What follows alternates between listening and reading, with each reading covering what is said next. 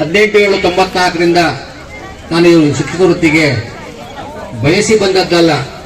ನಾನು SLC pass ಆದಾಗ ನಮ್ಮ ತಂದೆ ತಾಯಿ ಬಡತನ ನಮ್ದು, ಮೇಟಿ ಕೆಲಸಕ್ಕೆ ಹೋಗು ಅಂದಾಗ ನಾನು ಈ ಮೇಟಿ ಕೆಲಸ ಮಾಡಲ್ಲ, BCom ಮಾಡಿಕೊಂಡು ನಾನು ಬ್ಯಾಂಕಿಂಗ್ ಸೈಡ್ ಹೋಗ್ಬೇಕು ಅಂತ ಹೇಳ.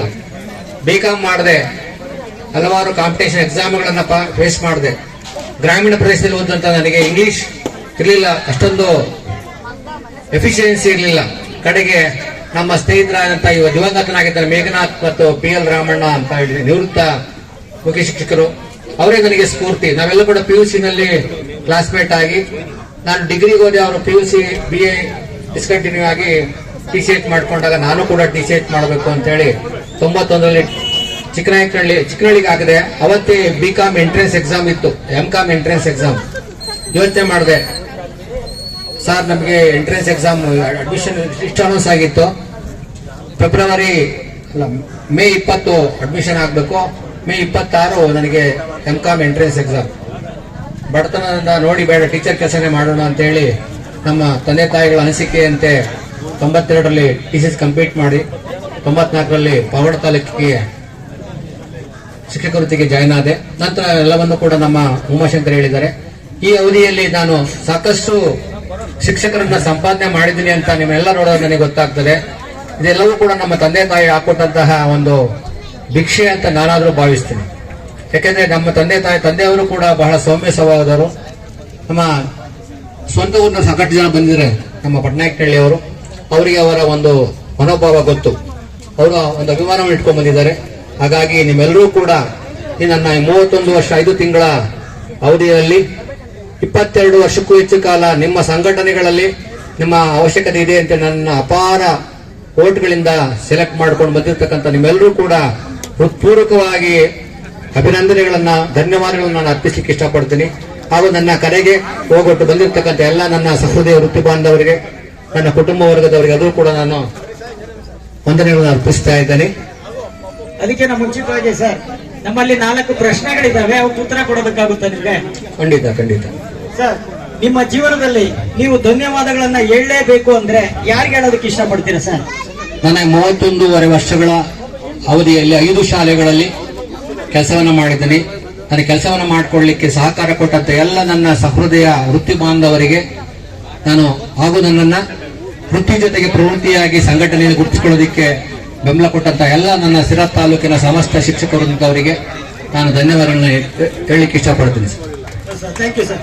ಜೊತೆಗೆ ಇನ್ನು ನೀವು ಏನೋ ಸಾಧನೆ ಮಾಡಬೇಕಾಗಿತ್ತು, ಆದ್ರೆ ಅದನ್ನು ಮಾಡಕ್ ಆಗ್ಲಿಲ್ಲ ಅಂತ ಏನಾದ್ರು ಅನ್ಸಿದೆ ಯಾವಾಗಾದ್ರೂ?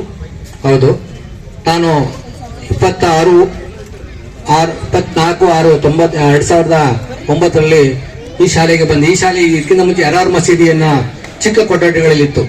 ನಾನು ಬಂದ 3 ತಿಂಗಳಿಗೆ ಈ ಒಂದು ಶಾಲೆಗೆ, ನಮ್ಮ ಶಾಲೆ ಶಿಫ್ಟ್ ಆಯಿತು. ಬೃಹದಾಕಾರವಾಗಿರ್ತಕ್ಕಂಥ ಕಟ್ಟಡ ಹಾಗೂ ಕ್ರೀಡಾಂಗಣವನ್ನ ನೋಡಿ ಏನಾದ್ರೂ ಸಾಧನೆ ಮಾಡಬೇಕು ಅಂತ ಹೇಳಿ ನಾನು ಮನಸ್ಸು ಮಾಡಿದಾಗ ಇಮಿಡಿಯೇಟ್ ಆಗಿ ಒಂದು ಕಾನೂನು ಸಮರ ಸ್ಟಾರ್ಟ್ ಆಯಿತು. ಈಗ ಒಂದು ಕಟ್ಟಡ 2 ಇಲಾಖೆಗಳ ನಡುವೆ ಒಂದು ಸಂಘಟನೆ ನಡುವೆ, ಹಾಗಾಗಿ ಆ ಒಂದು ಕೆಲಸ ಮಾಡ್ಲಿಕ್ಕಾಗಿಲ್ಲ ಅಂತಕ್ಕಂಥ ಒಂದು ತಪ್ಪಿತಸ್ಥ ಮನೋಭಾವ ಇದೆ ನನಗಿದೆ. ಅದು ತಪ್ಪಿತಸ್ಥಾನಕ್ಕೆ ಎಲ್ಲ ಒಂದ್ ಕಡೆ ಕೊರಗು ಅಂದ್ರೆ ಕೊರಗು ಅನ್ನೋ ಒಳ್ಳೆ ಪದ. ಜೊತೆಗೆ ನೀವು ಸಾರಿ ಕೇಳಬೇಕು ಅನ್ಸಿದ್ರೆ ಯಾರಿಗೆ ಮತ್ತೆ ಏನು ಕೇಳಬೇಕು ಅನ್ಸುತ್ತೆ ಸರ್? ಬಹುಶಃ ನನ್ನ ಕುಟುಂಬಕ್ಕೆ ಅಂತ ಹೇಳ್ಬೋದು. ಯಾಕೆಂದ್ರೆ ಈ 31 ವರ್ಷ ಜೀವನದಲ್ಲಿ 22 ವರ್ಷ ನನ್ನನ್ನ ಓಡಾಡ್ಲಿಕ್ಕೆ ಬಿಟ್ಟಿದ್ರಲ್ಲ, ಹಾಗಾಗಿ ಅದರಲ್ಲಿ ಸಾಕಷ್ಟು ಟೈಮನ್ನು ನಾನು ಅವ್ರಿಗೆ ಕೊಡ್ಲಿಕ್ಕಾಗಿಲ್ಲ. ಹಾಗಾಗಿ ನನ್ನ ಕುಟುಂಬದವರಿಗೆ ಸಾರಿನ ಕೇಳ್ತೀನಿ, ಹಾಗೂ ಇನ್ನೊಂದು ಪ್ರಾಮಿಸ್ ಮಾಡ್ತೀನಿ, ಇನ್ನ ನಾಳೆಯಿಂದ ಹೆಚ್ಚು ಅವಧಿಯನ್ನು ನಿಮಗೆ ಕೊಡ್ತೀನಿ ಅಂತ ಹೇಳಿ ದಿನದ 24 ಗಂಟೆನೂ ಕೂಡ ನಿಮ್ಗೆ ಕೊಡ್ತೀವಿ ಅಂತ ಪ್ರಾಮಿಸ್ ಮಾಡ್ತೀರಾ? ಜೊತೆಗೆ ಸರ್, ಈಗ ಏನೋ ನಿವೃತ್ತಿ ಇವತ್ತು ಅನ್ನಿಸ್ತಾ ಇದೆ, ಆದರೆ ನಿಮ್ಮ ಮುಂದಿನ ಗುರಿ ಏನಿರುತ್ತೆ ಸರ್? ಪಿತ್ರಾರ್ಜಿತವಾಗಿ ಬಂದಿರತಕ್ಕಂಥ ಒಂದು ಖುಷ್ಕಿ ಭೂಮಿ ಇದೆ.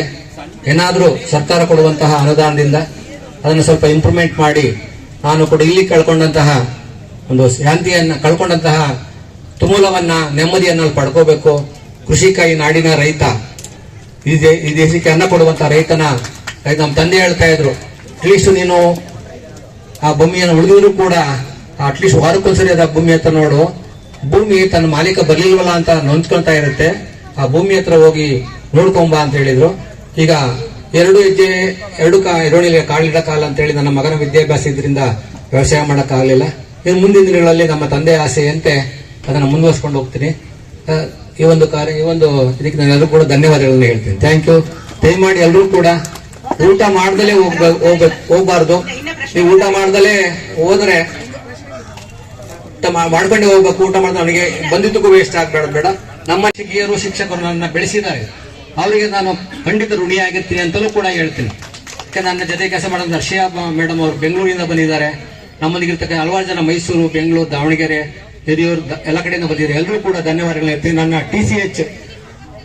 ನಮ್ಮ TCH ಮಿತ್ರರು ಎಲ್ಲರೂ ಕೂಡ ಬಂದಿದ್ದಾರೆ. ನಿಮಗೂ ಕೂಡ ನಾನು ನಮ್ಮ ಕರೆಯನ್ನು ಮನ್ನಿಸಿ ಬಂದಿದ್ದಾರೆ. ಎಲ್ಲರೂ ಕೂಡ ನಾನು ಧನ್ಯವಾದ ಅರ್ಪಿಸ್ತೀನಿ. ಜೈ ಹಿಂದ್, ಜೈ ಕರ್ನಾಟಕ ಮಾತು.